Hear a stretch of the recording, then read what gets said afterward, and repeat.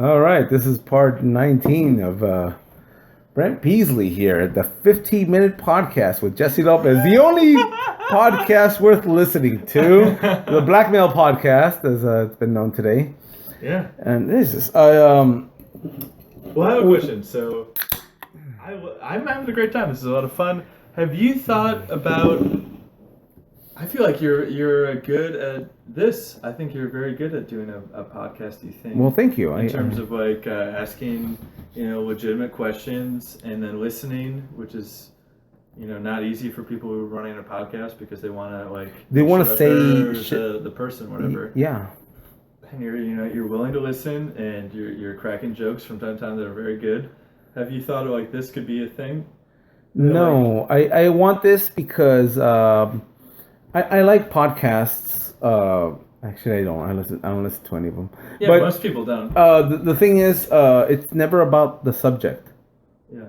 I want. So, like, what do you mean? I want it to be about Brent. I don't want it to be me and you discussing politics or hey, the news. Kanye got a finger in the butt. Yeah, no, I want it to be about you. I want this to be about you. Mm-hmm.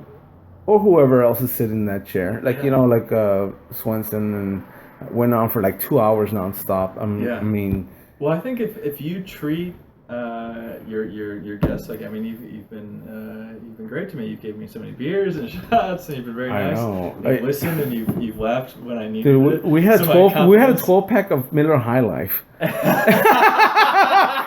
That's very funny, and we're about to have a pack of Lone Star. Yeah, a pack of Lone Star that you brought. I think this is legitimate in terms of. I think you should try to get somebody who may not necessarily feel like you should release whatever you have, or like to what you're allowed to have. Yeah. What people feel comfortable who've been on it, whatever have. But I think You're very good at this, and because it's a side of Jesse Lopez that a lot of people don't see from Facebook messages. Me as a what they call troll, right? Would you call me a troll? Yeah, of course. you this is a thing. Troll. You'd be a Facebook troll in terms of you get rowdy on the replies, and you're always thank you. Not instigating something, but you're trying to say something that is not what people want to hear or is acceptable to say in a public forum. Acceptable to say. So, yeah. Maybe that could be the podcast name. Not acceptable to say. Not acceptable to say. But you're very gracious, and you're a nice person. You've always been nice to me, and that's why I never have really anything bad to say about you. You've always been good to me. Yeah, this is the secret. But I think that's who you are. You're a good person, man. You say terrible things online that I don't agree with. Well, this is the secret. But, yeah. When you're funny, and I find you very funny, you get a lot more respect than when you're not. Well, that's how comics treat everybody. So you're no different. No. Kiss assing goes a long way, and I'm not all about kiss assing. I'm about true laughter. True laughter gets respect. You being courteous and nice to me gets courtesy and slight respect. Yeah. Back to you. But when you're truly funny, you're up in a higher level than most people. I mean, I'm very nice. It's like, hey, the mailman comes by. Thank you very much for the mail. How you doing? Whatever. But if that mailman, if I see him do 10 minutes of solid stand-up, yeah, what are you gonna do? No, then I'd be way more courteous of what he has to say. I'd be more responsive, positive response to what he has to. I'll listen to what he has to say, and I'll let him talk. Well, I have a question though. I hear you say that, but then have there been times though where you're like, I just don't like this person, and I'm going to go a little more off on them than I would normally, just because I don't like them? Regardless if they've been nice to you. Like, say someone in comedy maybe didn't book you on a show, or like a shitty oaf, as you might say. and then you're like, I'm gonna I really don't know where I'm trying to go with this, but like basically like. Is there any funny people that I do not respect? Are there people who you may have gone over the top on that you think about from time to time? Like, have you ever thought like I was like too shitty to that person, or I may have said something that I don't agree with Well, now? last Monday on Skylark, I ripped into this old man. I forget his name, but I got him a beer, and I was like, "Hey, man, no hard feelings. It's all about the fucking show." Yeah. And shit like that. And I kind of feel bad about that. I always talk about female comics about how they're not as funny as male comics. Yeah. But I do have a very high regard or respect for Maggie Mae, what she does. Yeah, she's a very accomplished comedian for sure. No, yeah, and honestly, all that shit does not matter to me. Shit, you go on a show, whatever. I don't give a shit about that. I mean, I saw that fucking thing. Well, I saw like half of it, half of Maggie Mae's set on Conan, I think. Oh yeah. Yeah. And honestly, I don't even think that was her best set. Like, no. Her fucking tell much funnier jokes. And that's the thing. She's been way funnier. To get to a fucking point, like Daniel Tosh to me said something that was so great. Not to me, but like he said it in an interview. He's like, "Do you know how hard it is to fucking sell out? Do you know how hard it is to get to a point where you can sell out? It's almost impossible. Like it's like the hardest fucking shit in the world. Sell out. So to get to a point where you can tell jokes on TV and people are willing to listen to you, and you may not tell your best jokes because it might be controversial or they might not fit in with whatever network is willing to put you on TV. I think I don't know. I'm fascinated by that kind of shit. I think it's interesting. And I've had change of heart where I'm like, this guy, and then I see him do well, and I'm like, whatever. Yeah. And then I see him do well, and he falls into the respect column. Yeah. Interesting. No, yeah. And then there's plenty of them. There's plenty of Austin here. Was there a point where you're like, now I can finally respect myself? After a few jokes you told. Look at me, I'm in sweatpants. I've never told a joke I respect. That's really funny. No, in order for me to respect myself, I literally have to put on my boots, my blue jeans, and a black shirt, and go out there and be like, okay, fine, this is Jesse. But when I'm around, I'm a fucking nobody. I'm like.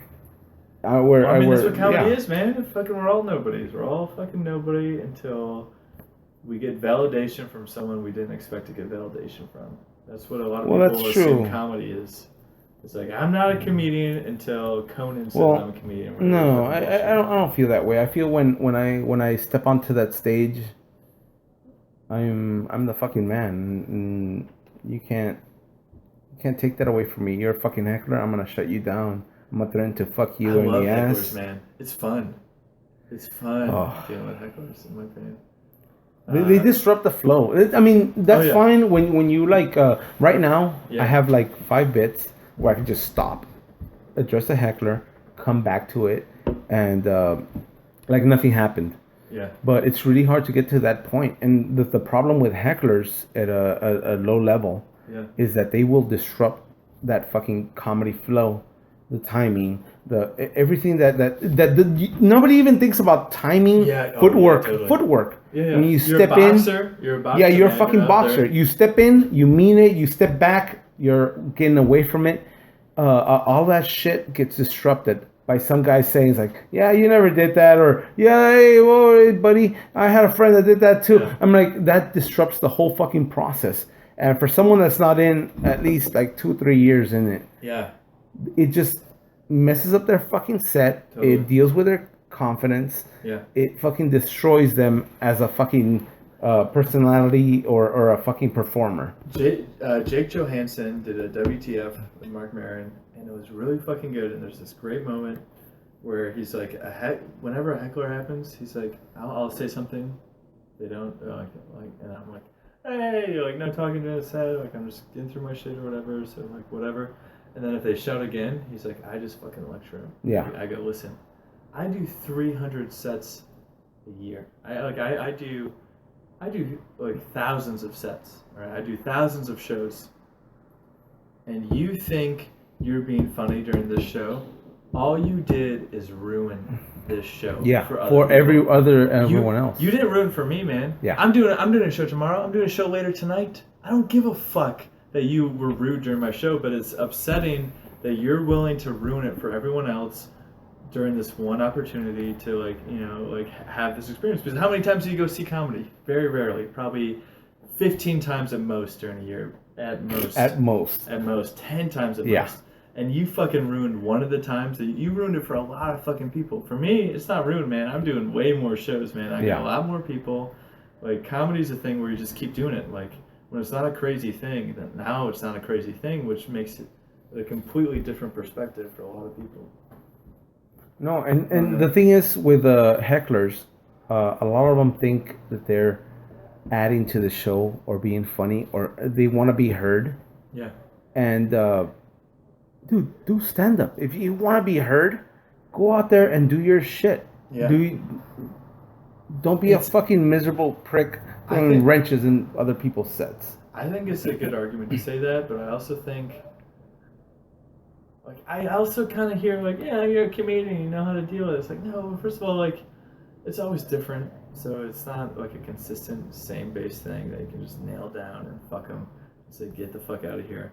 So you got to deal with it on a case-by-case basis, and a lot of times it's like someone, like, not even feeling like they're being a bad person.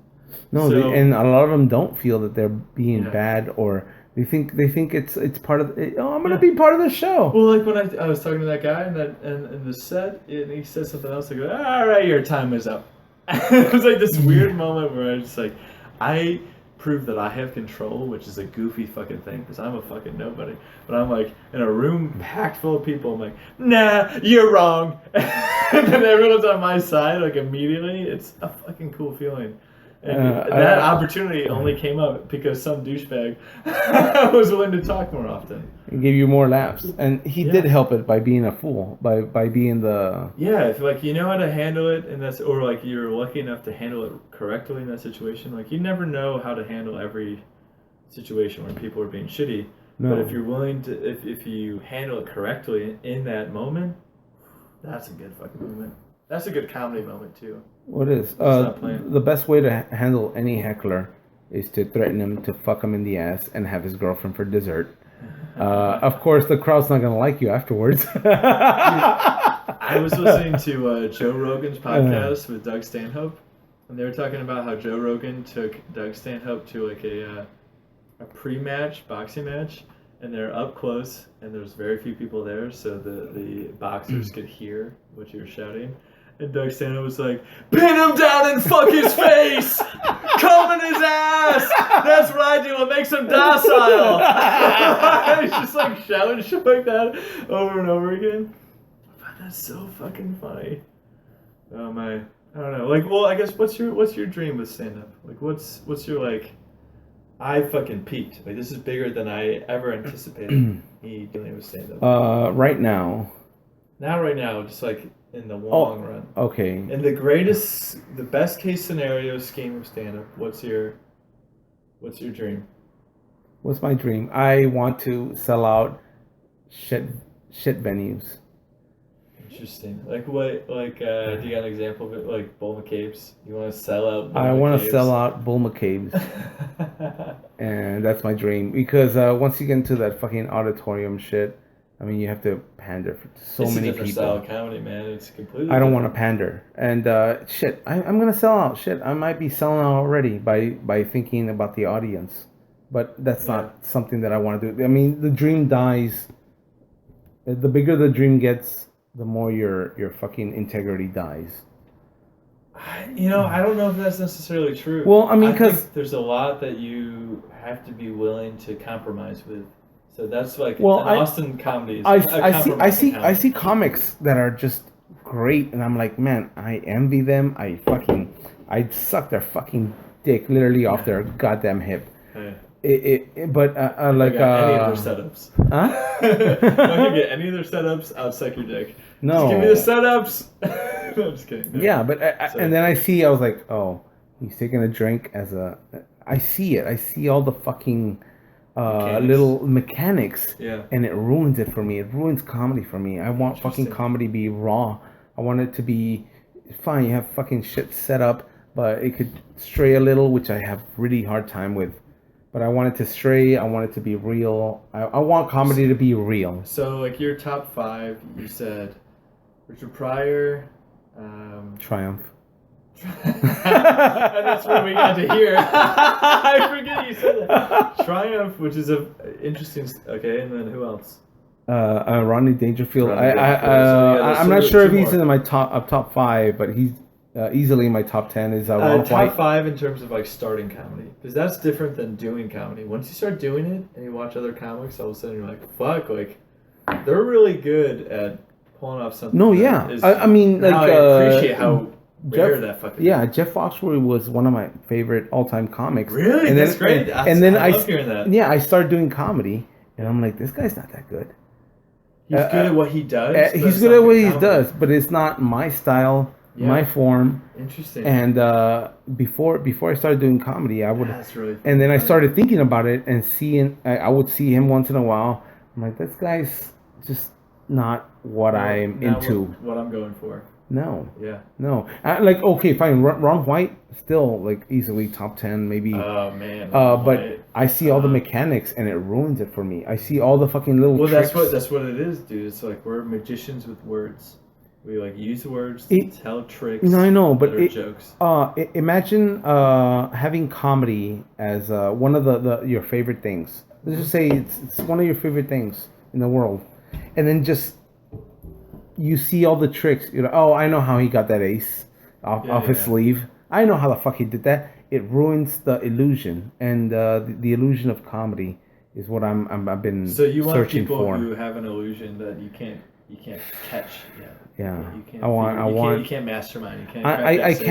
I want to be in a show where I'm not sure if this guy had it planned out, or if this guy really thinks that all fucking blank people, handicapped, should be in a concentration camp. That's the kind of shit. And also, it's funny you say that. I got to do a show, like a thing with the guy from 30 Rock with the hats that have goofy names on them. I've never seen 30 Rock. I've been wanting to see it though. Jared.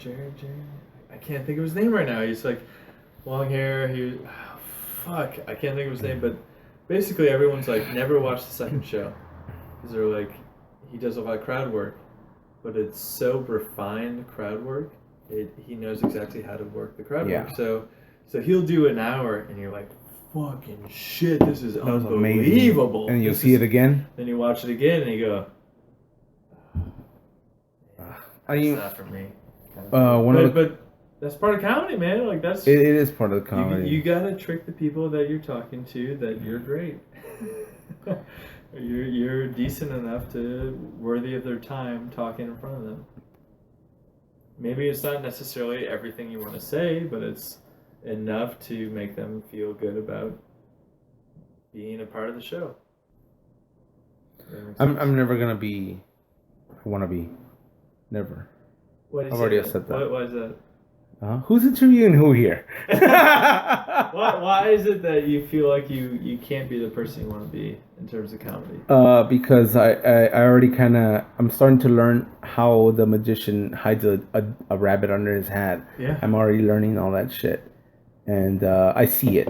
Well, so that's like, I think calling back a little bit. I'm not sure if this was on it, but Patrice O'Neal, like, to me, it's like he figured out how the magician hide shit, and he's like, I don't want to be a fucking magician up here. I just want to talk to fucking people. I want to talk to people and tell them my fucking talking to people off the cuff is one of the hardest things that I see. I think you're better at on the fly comedy than you give yourself credit for, and I think you'd be a lot better if you were open to that kind of opportunity. You know how many years it took me to be that? I had a person. She's a lady and. Just ruining the set. Sex. Bitch, some fucking twat. Yeah. And she ruined the fucking set, and it was one of the best. It was actually at Teller's. Yeah. Which is one of my favorite places to do comedy on a Saturday. It was like 2 weeks ago. Yeah, no, and she kept on heckling some guy, and she actually accused him of having no talent. And I was up there, and she started talking to me. And I was like, okay, so calm down. Hey, the talent is here. Like, I just came in. And dude, I shut her down. Yeah. I went off the cuff, like, because there were some other people talking about it. Yeah. And I went with some stuff that I never said on stage. I've thought about. And it just seemed like if I was just thinking off the top, I was like, this is a joke that never ever made it on stage. I made it work. I had the fucking crowd rolling. Yeah.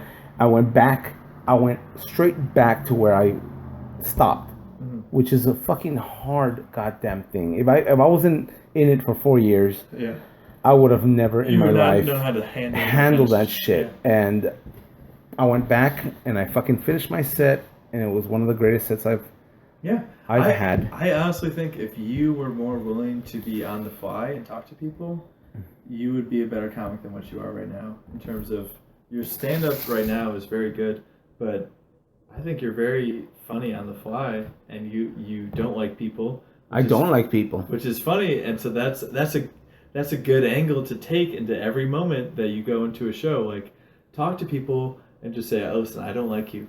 Let's just start off. I don't like you, but let's talk to you," kind of thing, and find out about people. I would like to watch that kind of shit, man. I think you're very good at being on the fly, even though that might not be your comfort circle in terms of comedy. No, like, if it's not where you feel comfortable, but that's where you're funny, and that's probably a good thing. So seek that out. Find that more often. I don't think I'm ready.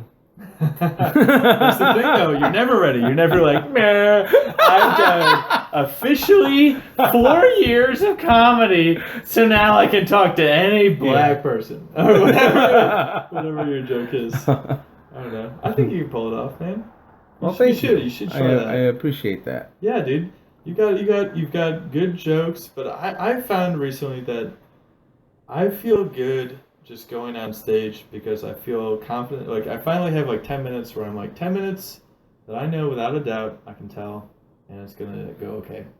I got that 10 minutes. So now when I go on stage, it's fun because I never have to worry about talking to people on stage now, because I know no matter what happens, I can dive into that 10 minutes. That will work. So people don't understand how hard it is to get 10 minutes. And I mean, shit, if you have 3 different 4-minute sets and you're like, hey, 10 minutes, I've done 2. It's totally it's a different beast that you're fucking tackling when it's like... And 10 minutes is nothing to an hour. Holy fuck, headliners. The most I've done is 45. Yeah, that's impressive. That's a good amount. I've done 20. And I still had like 10 minutes in the bucket, like in the reserve. Really? You felt good about it? Like, how'd it go? That was 45. Oh man, it was very good. Was it a good audience? I had about maybe 2 minutes where they weren't kind of laughing, but I picked it up right away, and it was nice. It was fucking awesome. I got pee again real quick. Yeah. Is this part of the podcast, sir? Are we going to is it following me? Is this why not? Oh goodness. Why not? You're the first person, maybe second. I don't know. I don't give a shit. I fall into the restroom to pee. This time I have to fucking look at your dick now. Let me see. Get over here. Oh God! Is this a cover of the podcast? It's just my small dick. Yeah. The reason I don't look at anyone else's dick is because if I find out that I don't need it coming back to me. If it was a video, I'll fucking blackmail you. But no, the reason I don't look at anybody else's dick is because I instantly hate them if they have a bigger dick than me. That's the thing, man. Well, see, the thing is about when you look at someone else's dick, you can never tell how much they've been crying thinking about that penis, which is the majority of the time. Yeah. No, I think that's the same reason I can't be gay, because if I see a dick that's bigger than mine, dude, I'm gonna fucking beat the fuck out of that guy. Yeah, I'm gonna beat the fuck out of that. Dick. Yeah, suck my dick. I'll make him suck my dick. Yeah. But after I badger him, then I'm gonna force him to suck my dick, and I'm gonna fucking beat him up, just because he has half an inch on me. I mean, the thing is, that's very violent, and it doesn't affect you. So the fact you're willing to beat someone up at a thing that doesn't, like, I mean, he's not fucking you with that dick. He's fucking other people. Yeah. I don't care. Still like gets in your veins. I don't care. We have the exact same size of dick, and he has foreskin, so it's just like I don't care. It's like, no, fuck you. I'm the man. That's the fucking thing. I'm always a fucking man. Oh man, I like to think that years from now, when we're both, we've made it as stand-up comics, all of a sudden, out of nowhere, you're going to release the Jesse Lopez tapes. And I've got like an 8-part series. You're like, this is how I fuck you, bitch. It might be a 2-part series. You could be listening to a 2-part right now, guys. Thank you. I feel like I appreciate the cigarette, man. I appreciate it. It's having a good time. It's just nice to talk to somebody. Like, it was either this or I'd be like in my own headphones doing Instacart or some other bullshit, and I'm like, I just need a break from life. Like, sometimes you just like need to just. Like, I get why people have therapists, because in their life they have no one that they can talk to. So like most people, like, what I love about comedy is I can talk to anybody about anything, any time of the day I want to, because I know comics. Yeah. But if you don't know comics, then it's like you go to your 9 to 5, and you have to censor everything you say, and then you go home, and then your wife also needs you to like censor some of the things you say. I don't want my husband saying crazy things. So all of a sudden, like, every part of your life is censored, and then like you get trapped in this weird kind of world that doesn't exist. But like, what I love about comics, like, I can tell age jokes, I can say anything I want to say. I mean, I feel comfortable, I feel okay, and that's you need that in your life. That's why people go to therapy, is because they don't have the ability to just talk to a human being. And it is therapy. I mean, who am I gonna talk to about this shit that's like in me? That's like that shit about my girlfriend sticking her dick. Her dick. I'm not gonna tell some guy I paid money to talk to. her fucking I'm gonna tell someone I don't know. Dude, she okay. The thing that my girlfriend forced her finger up my ass, clenched her fucking teeth on my dick, literally sexually assaulted me.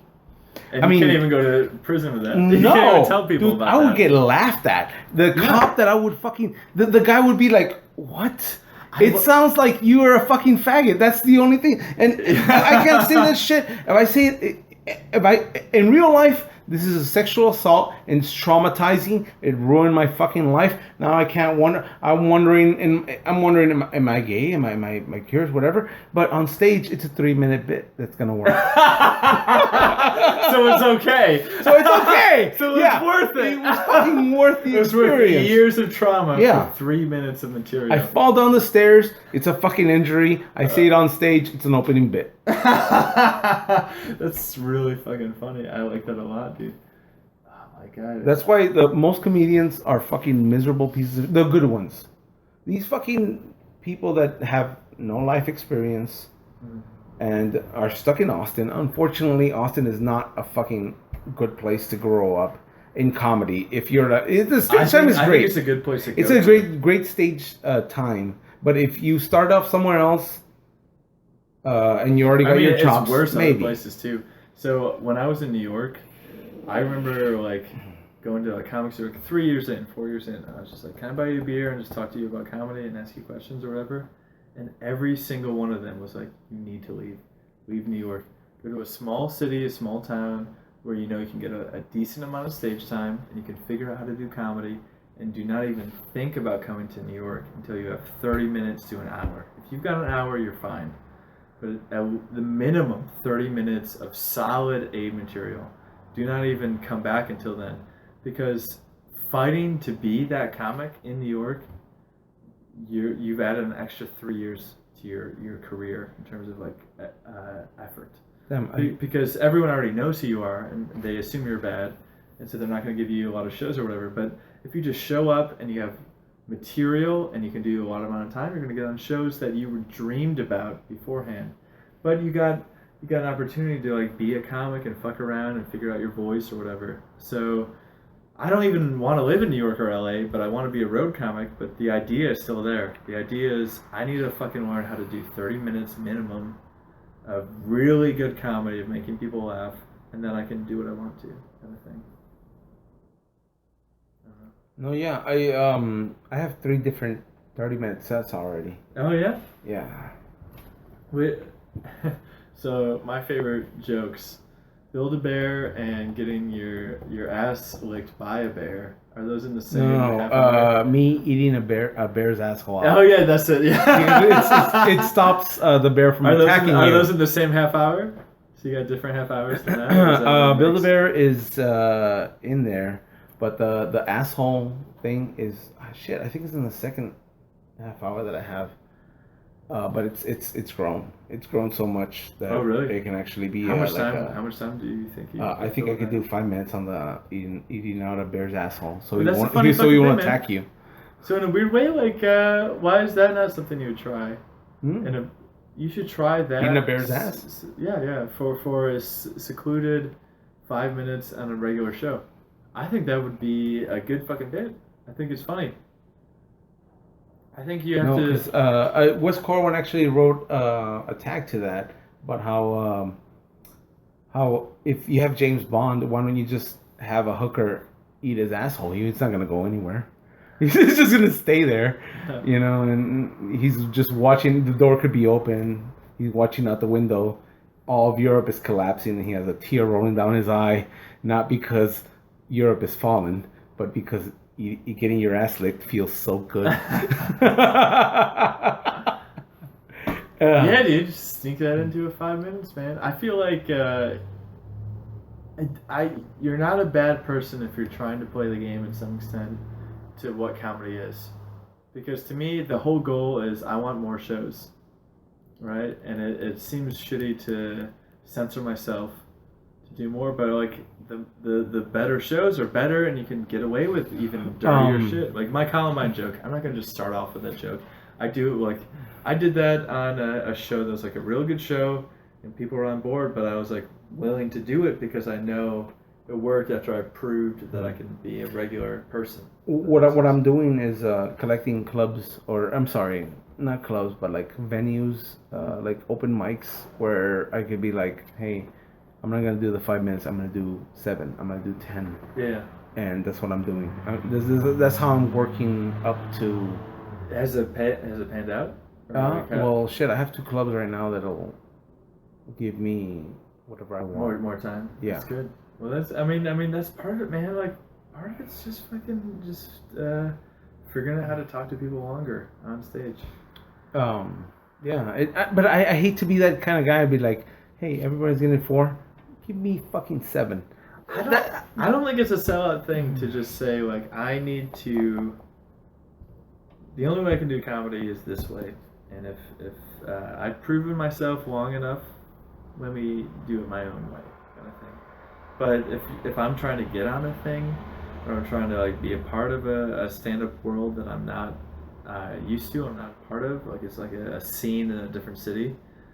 I don't feel guilty for playing the game, as I would say in quotes. I feel really bad. Like I go to a club where a fucking open mic, where people know me. The host knows me, knows the kind of shit that I can kind of do, and I'd be like, hey man, I'm working on this bit that follows this one. I'm gonna do 10. I'm gonna do 12, and like fine. And everybody's doing 4-minute sets, and I do 12. And it doesn't feel right for me. It's like, dude, I did not sign up for this mic, and I'm here just fucking doing whatever the fuck I want. Yeah. And it feels like it gets me back to that first year of comedy. I'm like, why the fuck is this guy cutting in front of me? It's a weird thing, man. You gotta be comfortable with who you are as a person, and also who you are as a person on stage. I don't want to take time away from these people. I don't want to cut in.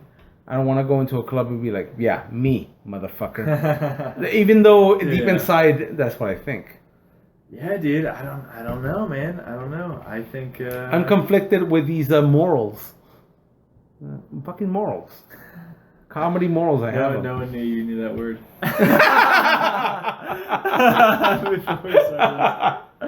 I don't know, man. I feel I kind of get it. Like it's, I get my jokes. I want to tell my jokes, and I feel like I've proven myself long enough that I can do a longer time, and that people deserve it. And people who start out are always a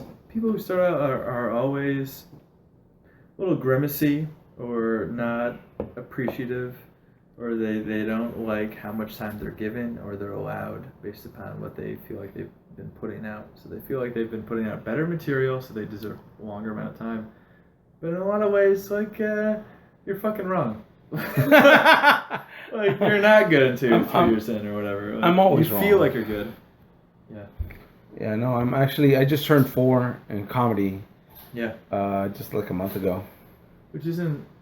Nothing. That's nothing. That's nothing. It's nothing. A lot of people say, like, you can do whatever the fuck you want until 5 years in or whatever. Yeah. I don't know, man. And I don't know. I don't want to say that I fear success, because I know I wouldn't get it either way. But I fear censoring myself. I fear pandering. I fear all the shit that comes with getting those spots. Well, I feel like you've put yourself in a weird position where you can fear that, but also people aren't willing to put you on because of what you've said in the past or what you've put online, right? That doesn't mean that your jokes aren't good, but it just means that you put yourself in a position where, from the online persona, doesn't match the kind of comedy you're willing to, like, that actually comes out of you telling jokes. So now you've almost, like, created a character that's not you. Does that make sense? Well, yeah. I mean, when I put my boots on, I have fucking. When I put my boots on, I'm like, you tell funny me. fucking jokes, but people don't appreciate it because you may have said, like, shitty things online, and they resonate more with that than your actual comedy. That's true. Yeah. It's a weird thing, man. It's a weird thing that comedy is comes down to that. It does. Comedy comes down to things that aren't comedy in a lot of ways. It comes to, like, you showing up on time. You do your filled time. Comedy gets in the way of funny. All the time. Yeah, that's a good sentence. Yeah, comedy gets in the way of the funny, where it's like, I know I'm a funny fucking person, but I'm not willing to play by the game that comedy fills in terms of, like, I'm not willing to act like this is a real show when it's bullshit. And because of that, I'm fucking myself in the future because that person may have a good show later on. Yeah. Anytime I get booked, no matter what, I do my fucking time. Yeah. Even if it's an open mic and they just ask me, or I email, or whatever it is, I do my fucking time. Yeah. And that's the way it's supposed to be. And a lot of these fucking comics, I'm not gonna fucking mention names, but shit, there's like fucking 5 people with, like, that I've written on my wall. Right here. Let me pull out the fucking list. That be like, no, I'm gonna do this because there's a good crowd here, or whatever. Yeah. Like, it's amazing how fucking comics don't do the fucking set time that they were booked for to go to an open mic where there might be a fucking whatever. Dude, I see that with the old guard, and I have finger quotes, you can't tell right now, in terms of Austin comedy. A lot of people who were, like, huge or big when I first started stand-up, now when I see them, I'm like, oh, they don't even fucking do open mics. No, they don't even know what the fuck they're doing. They're wasting an opportunity that other people would fucking dream to have right now, to have a good fucking audience, and you're throwing it away with trying new bullshit jokes. Try that at a fucking open mic. Don't throw it out right now. Like, a lot of the good comics, I think, are from I don't want to say necessarily my class. I don't even know what that means, but, like, the people that all relatively started at the same time. So, like, 3 years, 3.5. When you did you start in Austin? I did stand-up before, so, like, 6 years ago. 7 years ago was the first time I ever did stand-up. Shit, how fucking old are you? 27. 27. Jesus Christ. The first time I did it, I was 20. But I only did it, like, every 3 to 6 months after that. for a long time until I moved to Austin. So to me, Austin is when I officially first started. But other people have been doing it for so long, and then they just fucking stopped doing open mics. And the moment you stop trying out new material in front of shitty crowds, then you fucking ruined everything you worked for. I think that's why Hannibal Buress is so good, because he does open mics nonstop. He does open mics all the time. And that's going to make him really fucking good forever. Yeah. He's always going to be good. The 2 times that I've known him here, that he's been here in Austin, he went to Big Daddy's, which isn't a thing anymore. Yeah. And it's a nonsense room. Yeah, and then just a few months ago, he went to Gatsby's. Yeah, what the fuck? And he's just there waiting for his time. Asks the host, "Hey, can I go up?" Waits for his fucking time. We're all in the same boat, and people don't realize that. I have a lot of. I haven't even seen any of his fucking stand-up sets ever. Yeah. But I have a lot of fucking respect for someone that does that shit as a headliner. You should. You don't act like you're a fucking privy fucking Madonna. Yeah. That deserves to have more stage time than they do, or more opportunities than they do. He fucking earns it nonstop. Earns it from the ground up, always. He always starts from the ground up, from all of his jokes. And that's why he's a great fucking comic. And he's going to be good for a long time because he's not changing that formula. He's willing to go to a shitty open mic, wherever it is, to try out new shit. That's better than fucking anyone else. I'm not going to try new shit on stage in front of people who paid money. I've done that. I've done it actually at the contests. Yeah. The FPIA and shit. Yeah. I've tried new shit? New shit. How'd it go? I didn't get the videos. I didn't advance. The moment you go. This is more than any word you could say. Don't. But this is the thing. I write nonstop. I take at least like an hour a day. Yeah. Average at least an hour a day to write. And I've talked to comics that say that's good, man. That they sell me that pipe dream. One day we're all gonna be great. And I always ask them, when's the last time you've written? Oh, it was like kind of like 2 weeks ago. I said that. Right. Yeah. And I was okay. So this month, how long have you written? Well, maybe like 3 hours. I'm like, shit. I write 3 hours like every other week. Yeah. I wake up at 5 a.m, mostly nightmares. Sorry. And I know, and this is fucking true. And I'm like, shit, I can't go back to sleep. It's 4 or 5 in the morning. Yeah. I was drinking till 2, and I can't go to sleep. I get the laptop.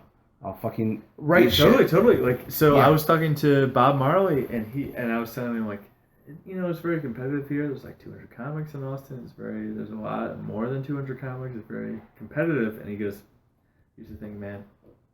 They're not doing the time. You gotta do the time. You gotta put in the fucking time of writing every fucking day. And if you're not doing that, you're not telling yourself you're a comedian. Like, I bought Bob Khosravi a beer, and I'm like, can I ask you a lot of questions about stand-up, because you're further than I am, and I want to learn how to get to where you are. Okay, when was this? This was before I left for Honduras. Like the day, like 2 days before, something like or my road trip or whatever. You shouldn't have asked him. Okay, no, but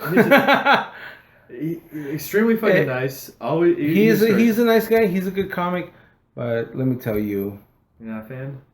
Not as big as a fan of yours. Well, I appreciate that.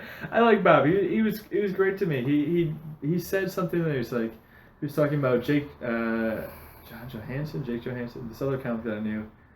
He's like, I was featuring one time, and he invited me to just hang out the next day with him and his other friend who was like I was opening, and he wanted me to hang out with him in his feature. And they just wrote in this coffee shop, and they're like, this is what I want to do. I want to be a fucking comic, right? So I'm not going to complain when it comes down to writing, because writing is the core of what becoming a comedian is. Yeah. So I've got to write to be a comedian. So I'm not going to complain that I'm writing and it cuts into other things I want to do, because this is what I want to do as a dream. So I'm going to do that. And when I heard that, I'm like, fuck, like, that's such a great point. Like, I'll find excuses why not to write. But the truth is, like, that's what I need to be doing, even if it's not even that great. But the idea is you're putting in the effort to be who you want to be in terms of stand-up, and that's like the ultimate goal kind of thing. Oh yeah, I have nothing against Bob I'm Bobby. Bob Cubs-Arabi's. But no. I think funny wise, shit. I think you're fucking hilarious. It's not just what you write or whatever. It's you as a personality. And that's really hard to come by naturally. It's really hard to come by. You're a person on stage, man. You gotta be who you are. Like you gotta be. I feel like you don't start realizing who are the good comics until you realize they're comfortable with who they are before they even went on stage. Yeah.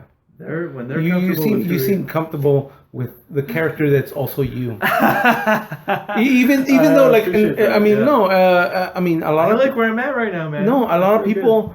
When they're on stage and when they're off stage shopping for whatever, they're a different fucking person. They're acting like the person they feel like they're supposed to be. That's funny.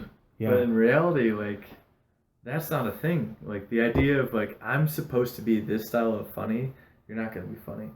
Like, Kevin Hart is funny because he wants to be funny in his own way. Like, I don't even watch a lot of Kevin Hart. I don't even know. Kevin Hart, that's the short black guy, right? Yeah. I hate him. I can't stand them. I've seen one of his specials and I liked it a lot, but the idea is there where it's like he knows who he wants to be when he's on stage. Yeah. He knows who he wants to be when he wants to be funny.